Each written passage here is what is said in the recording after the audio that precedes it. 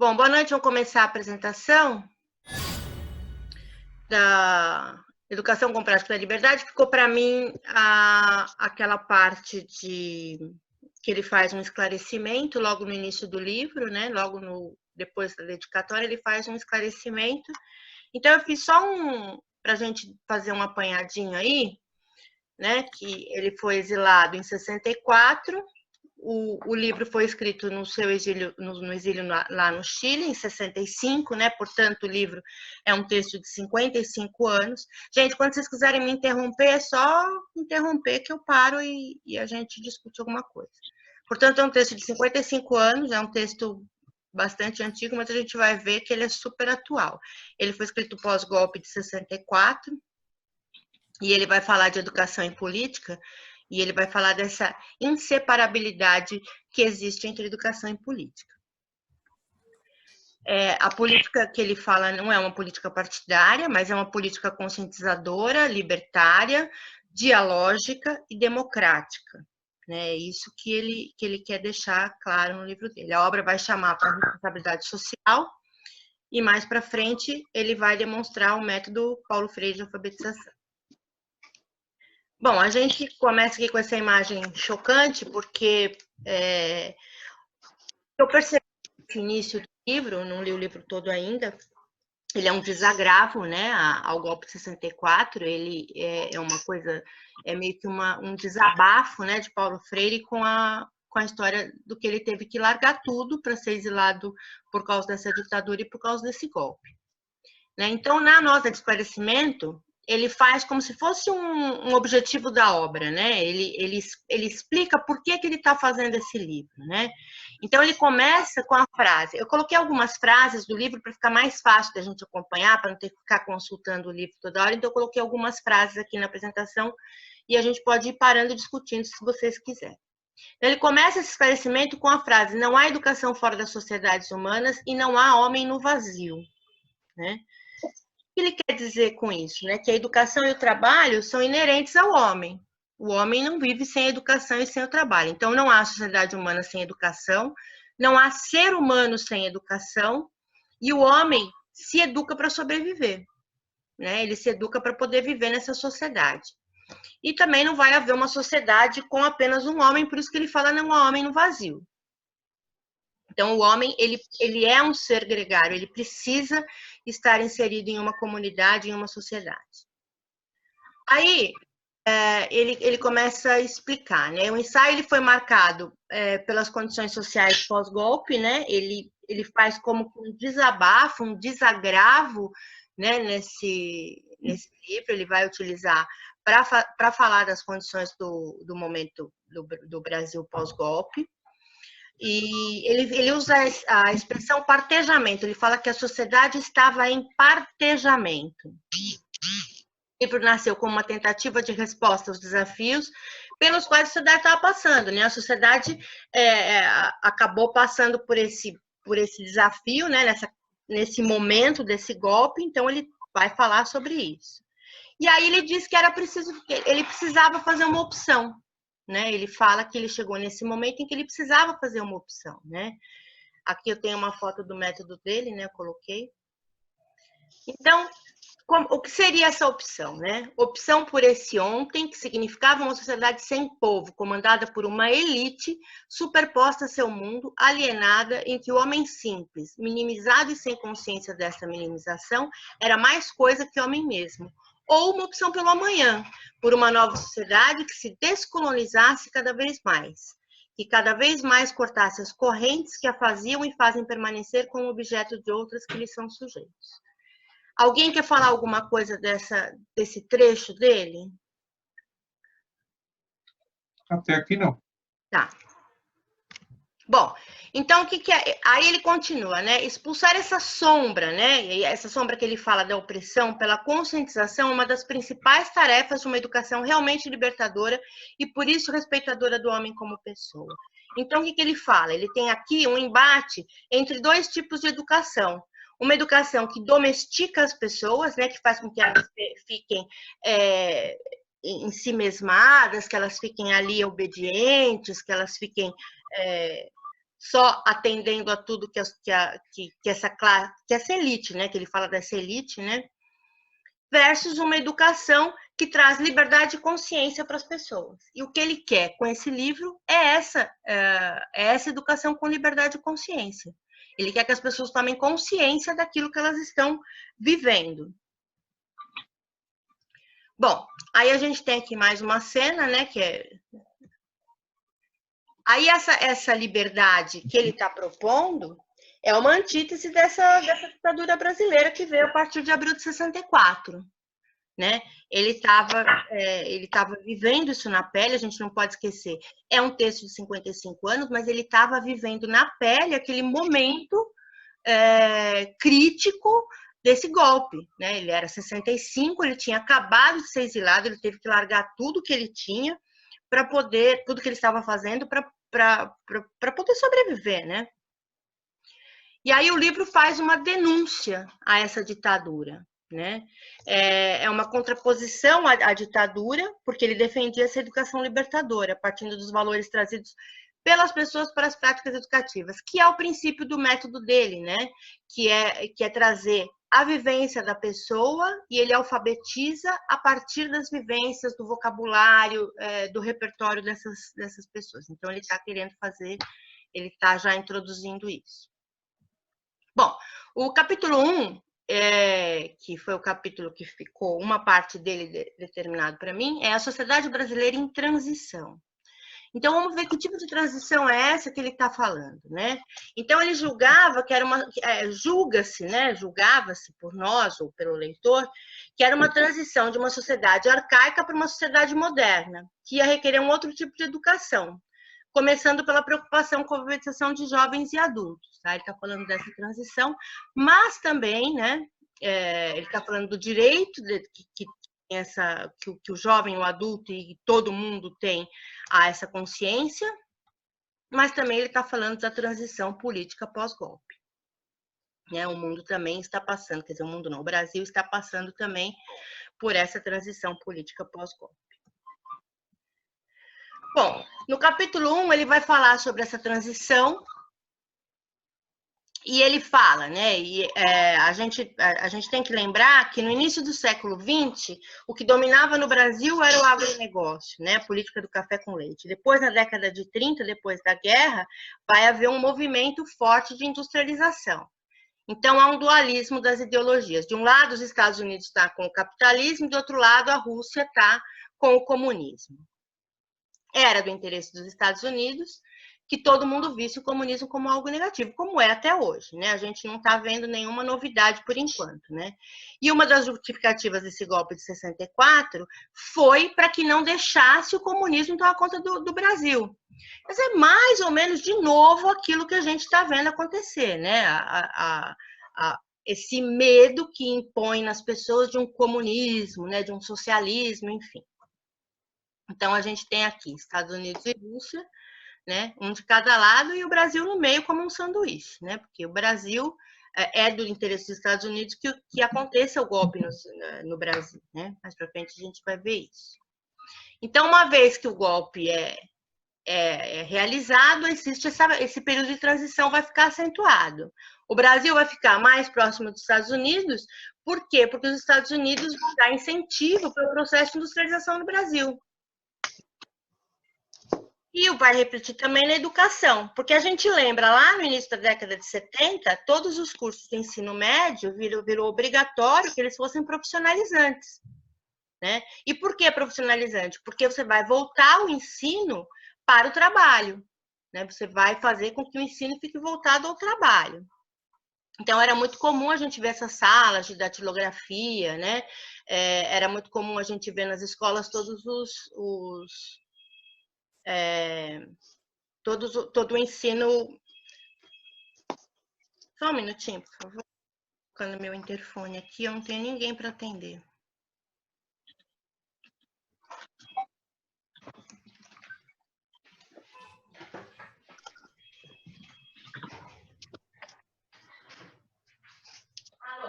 Enquanto ela vai lá, vocês viram quem assumiu a Fundação Palmares? Eu vi o seu link, Rubens. É um tal de Laércio. Oi, gente, me desculpa, eu tive que me ausentar um minutinho. Tinha o interfone tocando e eu não tinha ninguém para atender aqui para mim. Bom, então era muito comum a gente ver essas salas de aula já voltadas para o profissionalizante. E aí o Chomsky lança uma frase que é o seguinte, né? O governo Kennedy preparou o caminho para o golpe militar no Brasil em 64, ajudando a derrubar a democracia brasileira, que se estava tornando independente demais. Enquanto os Estados Unidos davam entusiasmado apoio ao golpe, os chefes militares instituíam um estado de segurança nacional de estilo neonazista com repressão, tortura e etc. Tá? Então, a gente vê aí o interesse dos Estados Unidos. E só para a gente dar uma contextualizada, tá, gente? E aí ele continua lá no capítulo 1, ele continua. As relações que o homem trava no mundo com o mundo, pessoais, impessoais, corpóreas, incorpóreas, apresentam uma ordem tal de características que as distinguem totalmente dos puros contatos, típicos de outra esfera animal. Então, o mundo é uma realidade objetiva, independente do homem, e o homem não apenas está no mundo, mas com o mundo, né? Ele fala dessa importância, que o homem ele não tem que estar só lá no mundo fazendo figuração, fazendo volume, ele tem que estar com o mundo, né? Então, ele trava como importante isso. E aí ele continua, na verdade, já é quase um lugar comum afirmar-se que a posição normal do homem no mundo, visto como não está apenas nele, mas com ele, não se esgota em mera passividade. O homem pode ser eminentemente interferidor, né? Então, ele já começa a trazer essa importância que existe no homem interferir e no homem modificar esse mundo em que ele vive, né? O homem é agente e protagonista. Então, ele bate forte nessa importância do homem ser o protagonista. Ele vai herdar uma experiência que ele adquiriu, mas ele vai criar e recriar essa experiência, né? Ele vai integrar-se às condições do seu contexto, respondendo aos seus desafios e lançando-se o homem num domínio que lhe é exclusivo da história ou da cultura. Né? Porque a sociedade humana é que consegue construir uma história e uma cultura. Tanto na visão de si mesmo como a do mundo, não podem absolutizar-se, fazendo-o sentir-se um ser desgarrado, suspenso ou levando-o a julgar o seu mundo algo sobre que apenas se acha. Sua integração o enraiza. E aí ele começa a falar desse enraizamento. O homem é um ser situado e datado, né? Ele pega essa frase do Gabriel Marcel, dizendo que o homem é um ser situado e datado. Porque a massificação implica no enraizamento do homem, na destemporalização e na acomodação e ajustamento. Então, desde o momento em que ele se enraiza, né, ele está também se acomodando e se ajustando ao que está sendo imposto a ele. Então, é do interesse das elites que o homem se desenraize, né? Porque assim vai se tornar mais difícil de haver um sentimento de coletividade. Então, o que a elite quer? A elite não quer que o homem se sinta dentro de um grupo forte, né? Como hoje a gente vê aí todas essas manifestações que fazem para que o povo não enxergue e não acorde. Então, vai se eliminar do homem esse sentimento de pertencimento, né? Então, ele passa a não ser mais pertencente a uma região ou uma comunidade. E o homem passa a ser só e não ter voz. O indivíduo é mais fraco que a coletividade, né?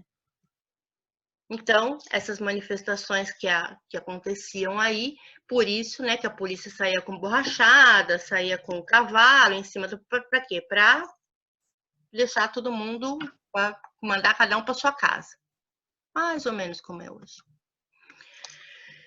Fosse ele apenas um ser da acomodação ou do ajustamento, e a história e a cultura, domínios exclusivamente seus, não teriam sentido. Faltar-lhes-ia a marca da liberdade. Por isso, toda vez que se suprime a liberdade, fica ele um ser meramente ajustado ou acomodado, né? Então, é ele já lutando para que o homem entenda né, essa marca de liberdade. O homem sacrifica imediatamente a sua capacidade criadora quando ele está acomodado ou quando ele está separado dos seus grupos, né?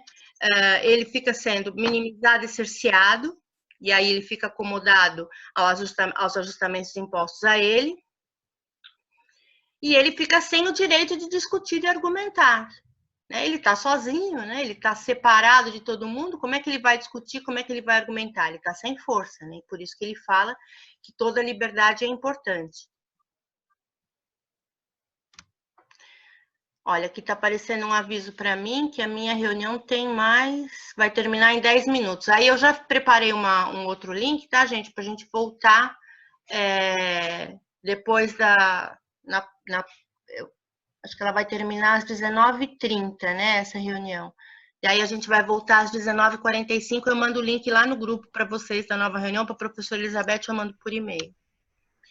Então, ele fala, portanto, enquanto o animal é essencialmente um ser da acomodação e do ajustamento, o homem o é da integração. A sua grande luta vem sendo, através dos tempos, a de superar os fatores que o fazem acomodado e ajustado. É a luta por sua humanização, ameaçada constantemente pela opressão, que o esmaga, quase sempre até sendo feita. E isso é o mais doloroso em nome de sua própria libertação. Então, ele fala que o homem domina a realidade, mas ele humaniza. E aí ele vai acrescentando a ela algo que ele mesmo é o fazedor. Ele usa esse termo de fazedor. Ele faz a cultura.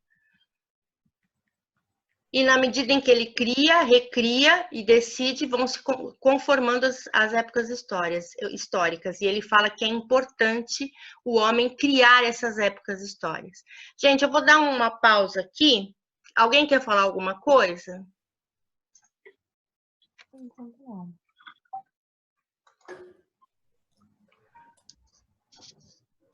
Alguém quer fazer alguma colocação? Porque eu acho que a nossa reunião termina dentro de 2 minutinhos e aí eu vou ter que mandar um novo link para vocês. Eu não sei se o Zoom corta a gente. Professora Rosário, quer falar alguma coisa? Então, vocês estão me ouvindo? Sim. Vocês estão me ouvindo? Sim. Sim.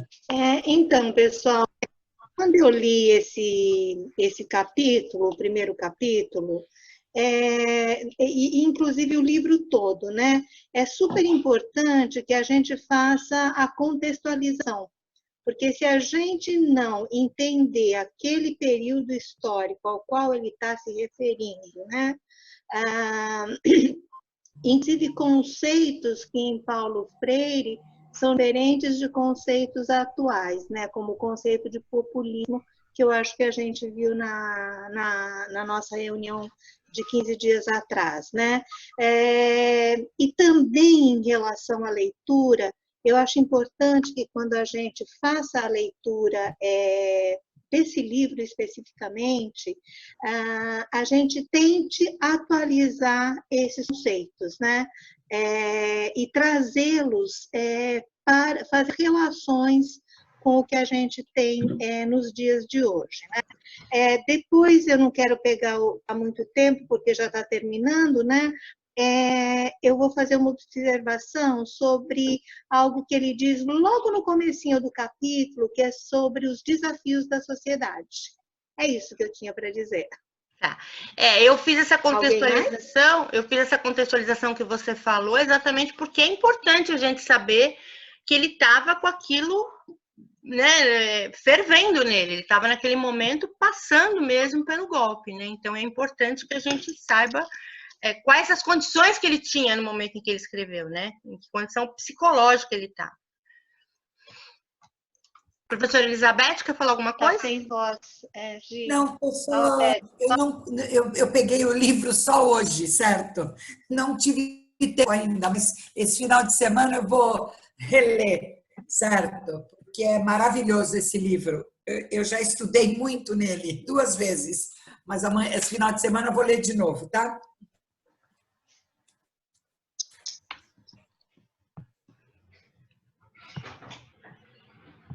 Mas alguém quer colocar alguma coisa? eu vou terminar essa reunião e vou parar a gravação para a gente poder voltar. Agora, no grupo, eu vou mandar para vocês o link da próxima reunião, que eu marquei para as 15 para as 8, né, para as 7h45, e ele vai me dar 30 minutos mais 10.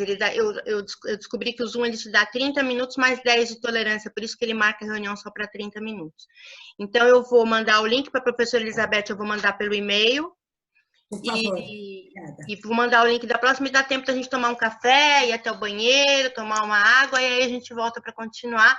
E aí a gente já inicia com a professora Rosário fazendo aquela observação que ela falou que ela quer fazer do início do capítulo. Tá bom, pessoal? Até já! Eu posso no final, Gisele, no final, tá? No final? Tá, termina. Então tá bom, eu termino a apresentação e aí você faz. Tá bom, tá bom. Se eu fechar isso aqui, eu consigo mandar.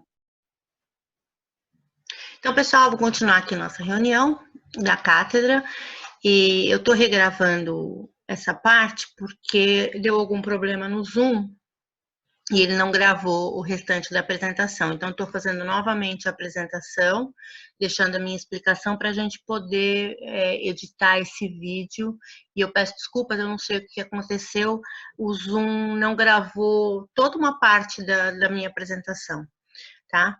Então, eu vou voltar e fazer novamente, vou tentar não perder o que eu tinha falado, só para isso ficar registrado aqui para a gente, tá bom? Então, o próximo trecho que eu peguei do livro foi: uma das grandes, se não a maior tragédia do homem moderno está em que é hoje dominado pela força dos mitos e comandado pela publicidade organizada, ideológico ou não, e por isso vem renunciando, cada vez sem o saber, a sua capacidade de decidir, vem sendo expulso da órbita das decisões. As tarefas de seu tempo não são captadas pelo homem simples, mas a ele apresentadas por uma elite que as interpreta e lhes entrega em forma de receita, de prescrição a ser seguida. Eu peguei essa frase, gente, porque eu fiquei tão mexida com ela, eu fiquei até um pouco assustada, porque ela me pareceu tão atual, né? Parece que ela foi escrita ontem, parece que o Paulo Freire sabia, né, o que ia acontecer. E a gente está exatamente vivendo esse momento, né? Muito interessante, muito chocante para mim. Então, o homem simples não decide, ele segue uma receita que é dada pelas elites. Ele é domesticado e acomodado, já não é sujeito, ele se rebaixa por objeto, né?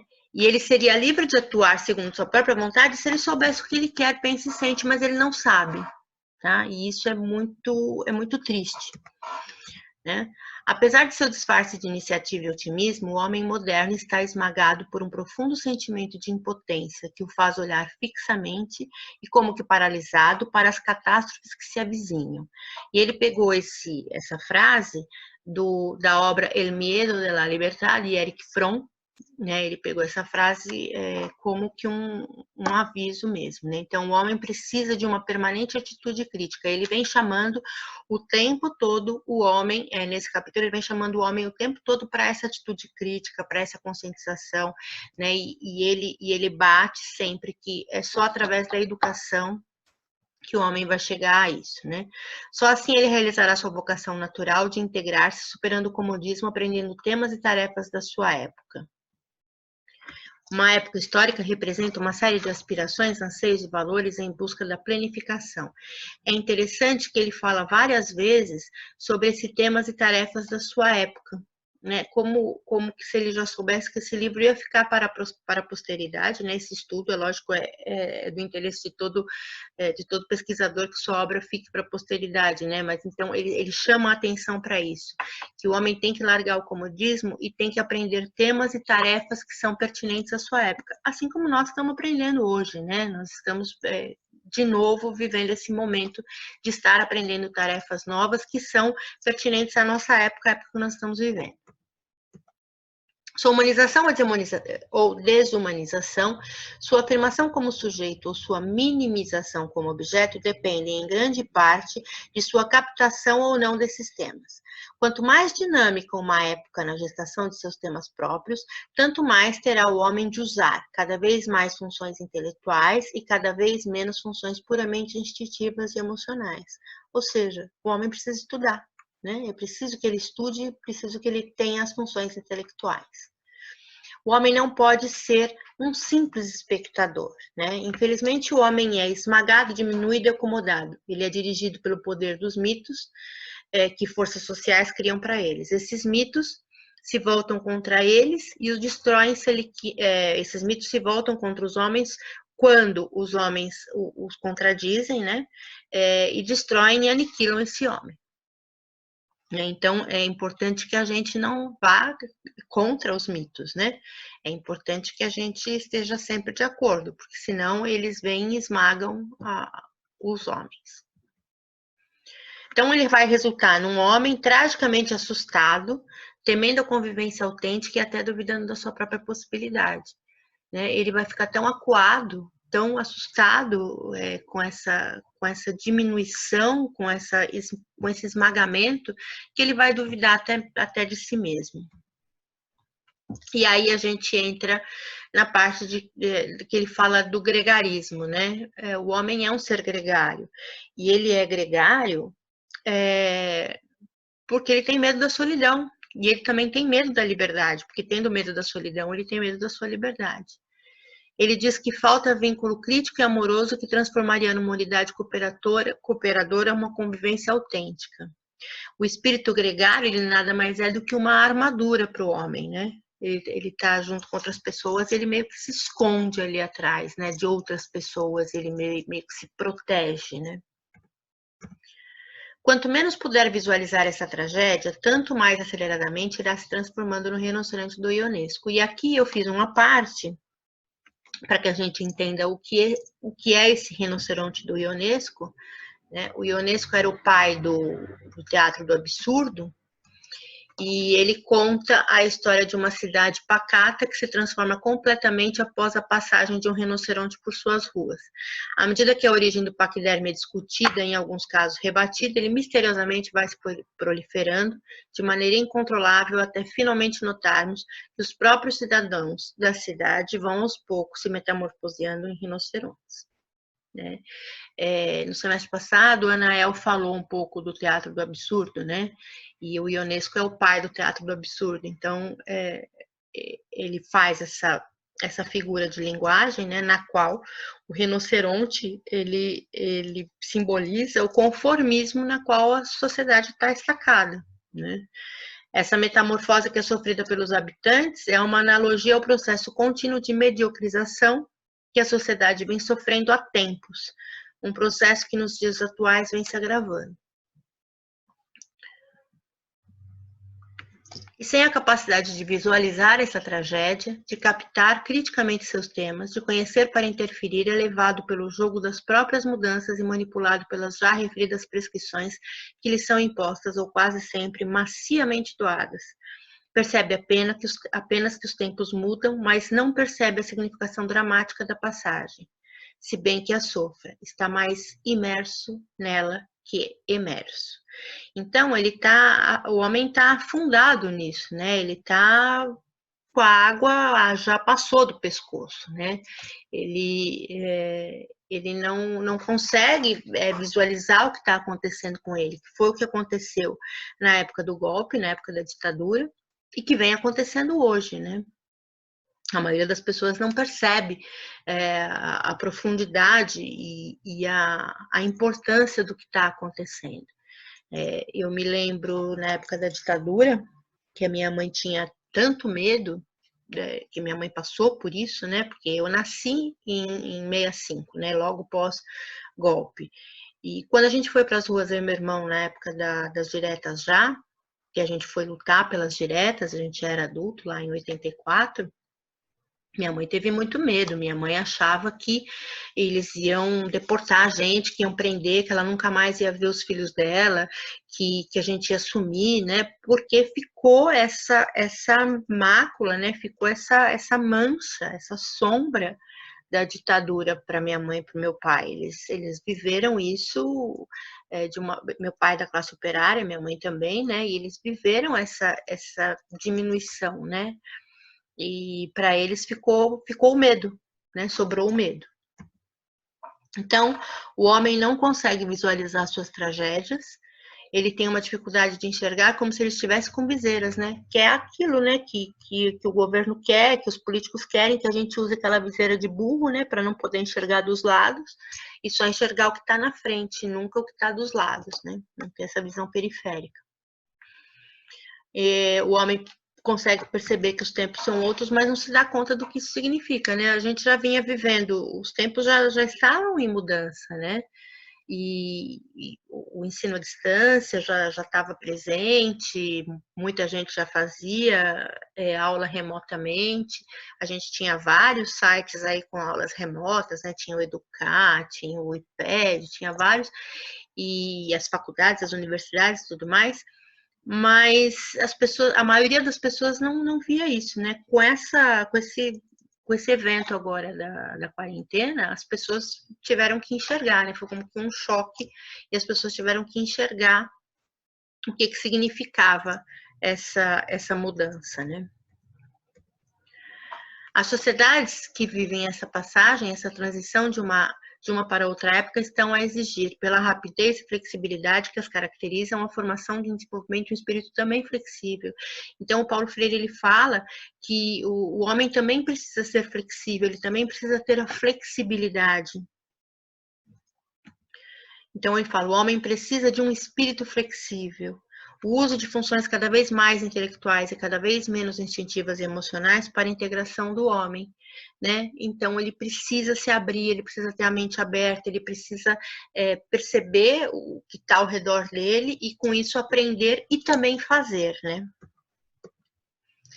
Nutrindo-se de mudanças, o tempo de trânsito é mais do que simples mudança. Ele implica realmente nesta marcha acelerada que faz a sociedade à procura de novos temas e de novas tarefas. E se todo trânsito é mudança, nem toda mudança é trânsito. As mudanças se processam numa mesma unidade de tempo histórico, qualitativamente invariável, sem afetá-la profundamente. Então, ele diz aqui que o homem precisa de mudanças, né? As mudanças se verificam no jogo de alterações sociais resultantes da busca de plenitude que o homem tende a dar aos temas. De novo, ele falando aí dos temas, né? Dos temas de cada época. Quando esses temas iniciam seu esvaziamento e começam a perder a significação e novos temas emergem, é sinal de que a sociedade começa a passagem para outra época. Então, gente, os temas vão se esvaziando, as coisas vão acabando, ficando ultrapassadas e surgindo novas tecnologias, surgindo novos pensamentos, novas coisas, e isso significa, então, que estamos passando por uma nova época. E aqui é o último trecho, né, da parte que ficou para mim, né, e ele diz o seguinte: nessas fases, repita-se, mais do que nunca se faz indispensável a integração do homem, sua capacidade de apreender o mistério das mudanças, sem o que será delas um simples joguete. Gente, ele fala aqui que o homem não pode ser um joguete na mão de ninguém, né? Na mão dos políticos, na mão das elites, na mão daqueles que se consideram superiores, né? Então, somente com espírito crítico dentro de uma educação dialógica, democrática e libertadora, o homem poderá ser dono de sua própria opinião e, consequentemente, escritor da própria história. E para que a gente nunca esqueça e para que nunca mais aconteça, né? Tá aqui um cartazinho que eu achei. 1º de abril fizeram aí 56 anos do golpe militar de 1964. Foi uma época triste, foi uma época sombria e a gente não pode esquecer. E a gente não pode deixar repetir, né? Não pode deixar que isso aconteça novamente. Aqui foram as obras que eu utilizei fazer a pesquisa, né, para essa apresentação. Depois eu vou deixar aí à disposição de vocês a minha apresentação. Eu espero que vocês tenham gostado. E uma pena que o Zoom não tenha gravado lá ao vivo na hora que eu fiz a apresentação e eu tive que fazer essa repetição. Mas eu espero que ajude vocês aí para que a gente possa dar continuidade ao nosso estudo. Eu fico por aqui, aí agora eu vou fazer uma edição juntando com o que a professora Rosário falou na sequência, e eu vou tentar fazer uma edição para que isso fique minimamente completo, tá bom, pessoal? Um beijo em todos, até logo.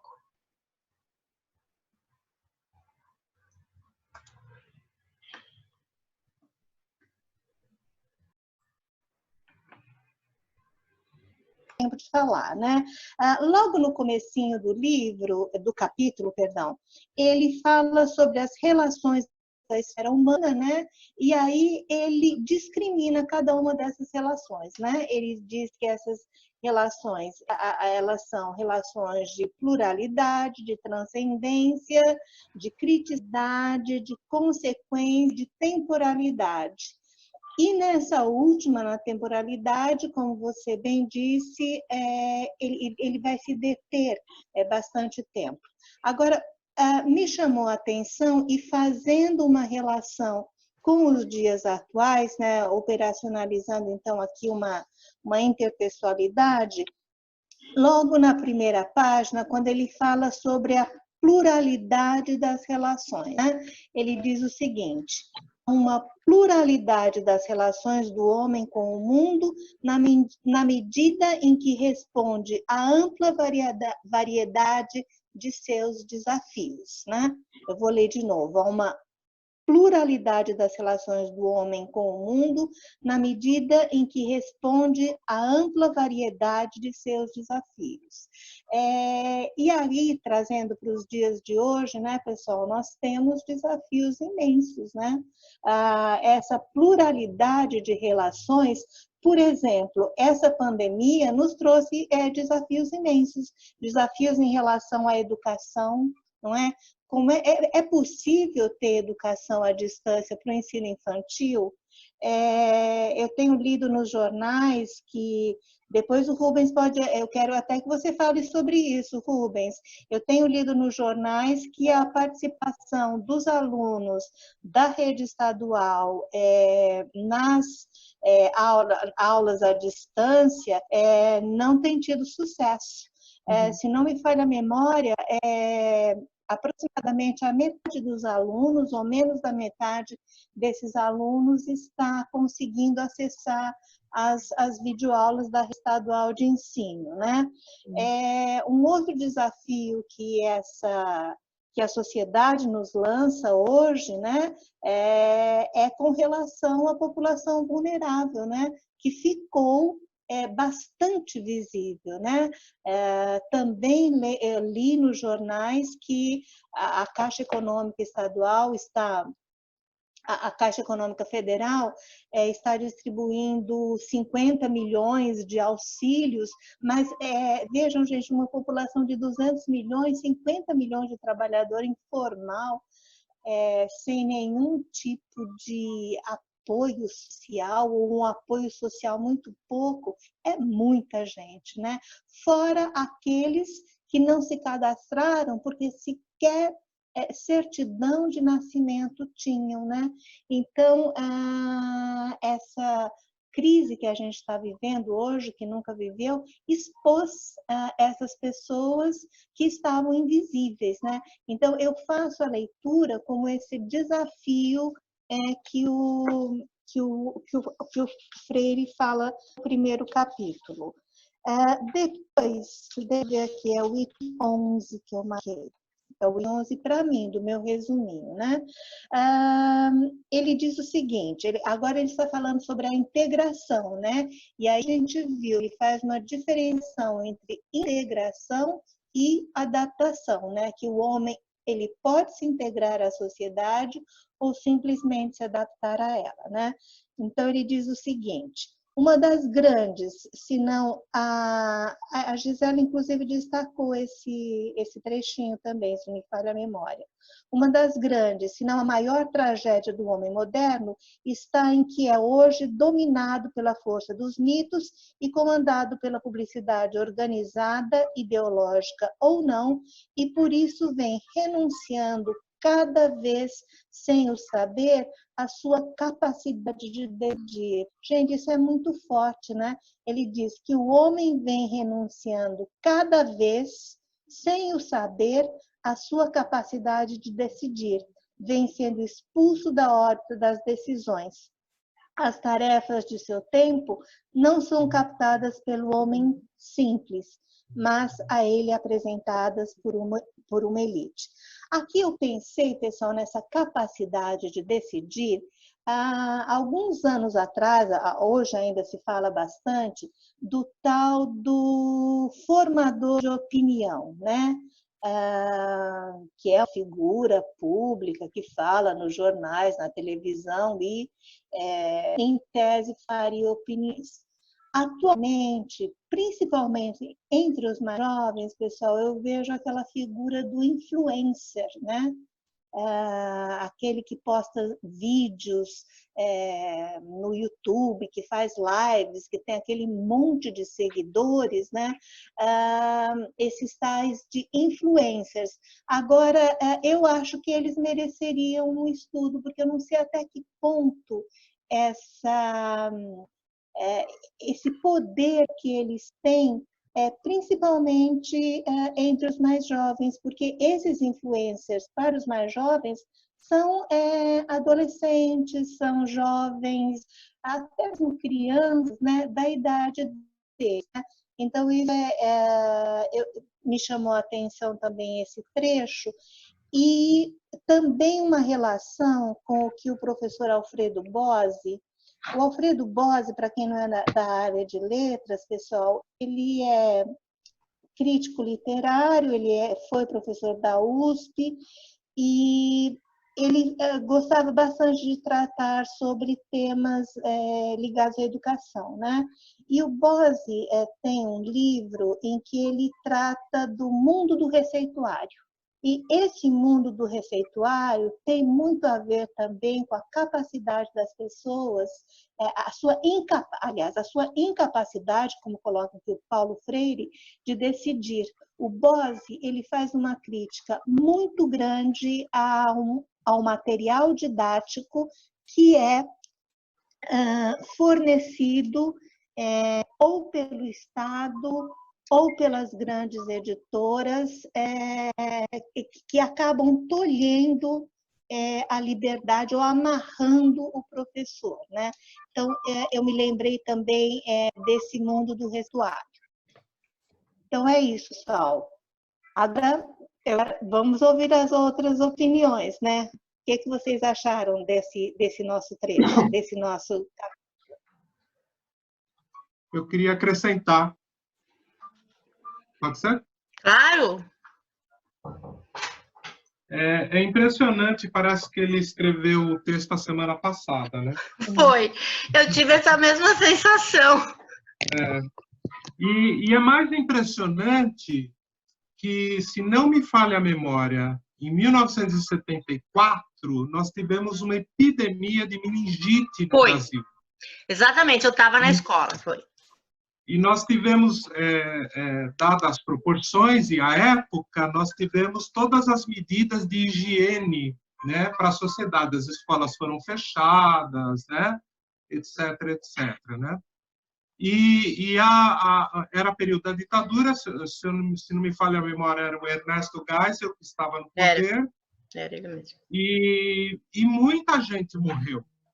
E esses números eles foram revelados muito tempo depois, né, dessas mortes, né, que é mais ou menos um pouco que está acontecendo agora, né? Nós já temos números assombrosos e mortes aí, outros tantos que não foram aí de alguma forma classificados ou catalogados, né, pela pandemia. Então, nós percebemos que os elementos que Freire relata e viveu naquele período são exatamente os mesmos elementos que estão agora fortemente em setores fundamentais da sociedade, né? E é muito interessante como a população comum, e não somente ela, professores e professores universitários, não conseguem ter uma leitura crítica dos fatos como se dão até o momento, né? Respondendo à questão que a Rosário levanta, nós estamos vendo o Dória e sua equipe, né, tomando medidas plausíveis, né, com relação à pandemia e medidas pífias com relação à questão da educação, né? Olha, eu tenho um exemplo dentro de casa. A Terezinha, minha mulher, ela trabalha com educação de jovens e adultos. Eu vou bem rápido para não me estender. E ela tem uma aluna que estava em situação de vulnerabilidade e entrou em situação de risco, porque o pai dela, lá, por questão de drogas e bebidas, ele já perdeu todo o controle familiar e ela teve que ser isolada num abrigo, né? E ela foi completamente abandonada pela escola nesse abrigo. E a única forma de termos da Terezinha, que é a minha mulher, de ter acesso a ela, é fazer uma ligação telefônica. Então, durante a semana, 1 hora por dia, porque ela não tem crédito para o celular, né? A Terezinha liga do celular para passar a aula para ela. Isso é um exemplo, não é parâmetro de nada, é um exemplo banal, mas, assim, quantos e quantos desassistidos, né, nós temos. Eu tenho, o Estado está com o Google Classroom, né? Os nomes dos alunos estão lá. Eu vejo os nomes dos alunos, mas o aluno não está lá. O aluno com internet, o aluno sem internet, nós não conseguimos contato ainda com esse aluno. A maioria dos professores da rede ainda não conseguiram contato com esse aluno. Acreditamos que isso vai se efetivar, né? Esse link, ele vai ligar, né? Ele vai efetivar em algum momento, né? Mas também há uma preocupação daqueles que não têm internet, não têm os equipamentos, etc., etc., né? Então, o que a reportagem vem apresentando recentemente, que mais da metade dos alunos, são 3 milhões, que estão sem acesso, sem condições a isso, é a mais pura realidade. É a mais pura realidade. Soma-se a isto a grande dificuldade dos professores em lidar com o suporte digital virtual, né? Então, é um bate-cabeça enorme, né? Por maior que seja a vontade, sabemos que esse é o único caminho possível, né, dentro do isolamento, mas ainda estamos tateando muito, muito mesmo diante disso, né? E às vezes eu fico me perguntando de que forma, às vezes, as universidades, né, as estruturas, as universidades públicas, né, elas poderiam contribuir com isso, né? Eu vi até agora somente a Universidade do Rio Grande do Norte oferecendo um curso de rápida formação, né, online, gratuito, nesse sentido. Foi a única ação que eu vi. Professor, Pois não. Eu estudo na FATEC, né? Eu estou fazendo o curso de gestão portuária lá. Eu já fiz curso de logística quando cheguei aqui em Santos, e agora estou terminando o curso de gestão portuária. E a gente está tendo aula online também. E o Centro Paula Souza fez uma pesquisa essa semana e está doando a todos os alunos que não têm acesso à internet, eles estão doando um chip, né? Aquele antigo chip que você colocava de operadora para ter internet. Então, já foi passada uma pesquisa na minha unidade, que é a unidade aqui da Baixada Santista, a unidade de Santos, a Rubens Lara. Quem não tiver internet já está assinando lá um documento e vai receber essa semana esses modems para ter internet em casa. Então, todo aluno da FATEC, né, todo aluno do Centro Paula Souza, ETEC também, vai receber um modem para poder ter acesso à internet.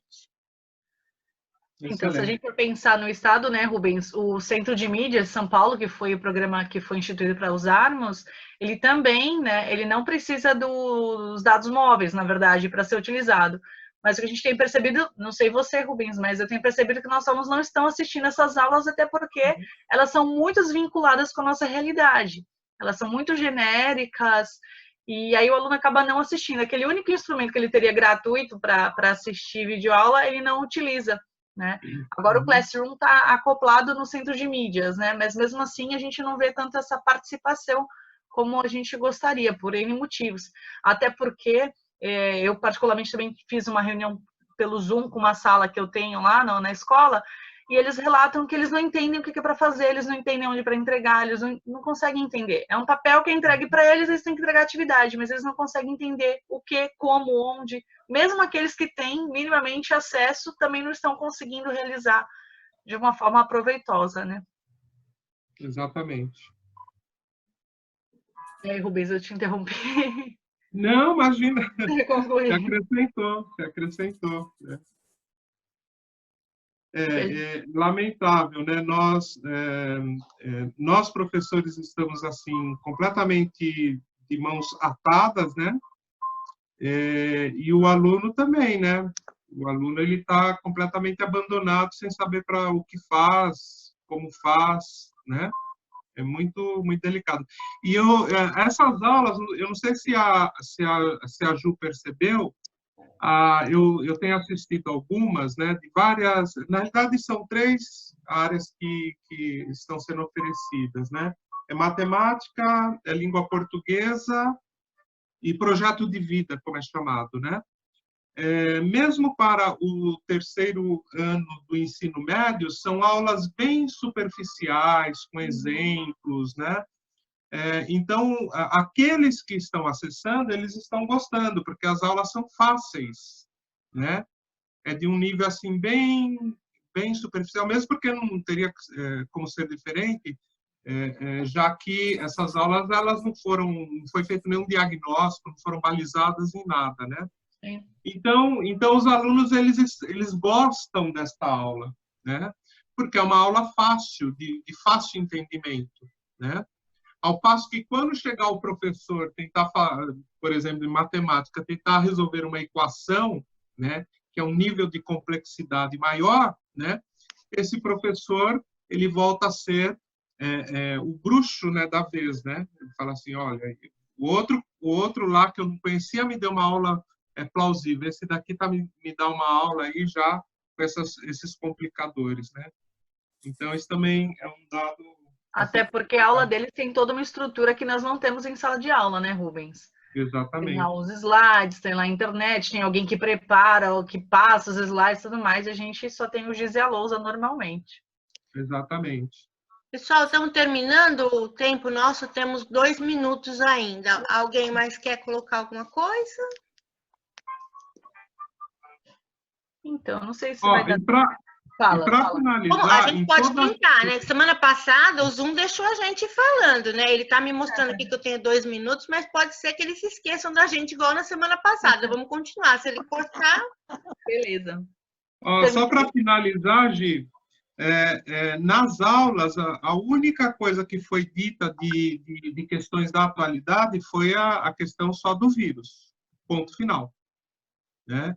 Então, a questão do desemprego, do desabastecimento, enfim, todas as mazelas sociais que estão aí, em nenhum momento isso é discutido com o aluno. Né? E é aluno que vive isso, né? Que tem desempregado em casa, que tem o pai passando as privações, etc. Principalmente agora, né? Que foram todos, a maioria teve a carga reduzida, né? E teve o salário igualmente reduzido, né? Tem gente aí recebendo 30% do que recebia. O meu marido, ele é aposentado e o Estado deposita para ele, a FATEC deposita para ele o fundo de garantia, né? Todo mês, porque ele é aposentado. E vários professores da FATEC estão nessa condição. É o dinheiro com o qual ele pagava a assistência médica dele. O Estado suspendeu o depósito do fundo de garantia. Então, ele teve o salário dele reduzido, né? Porque esse fundo de garantia não está sendo depositado e só vai começar a depositar em julho, ainda em partes. Então, vários professores da FATEC não estão recebendo salário integral, tiveram seu salário também reduzido. Muito bom.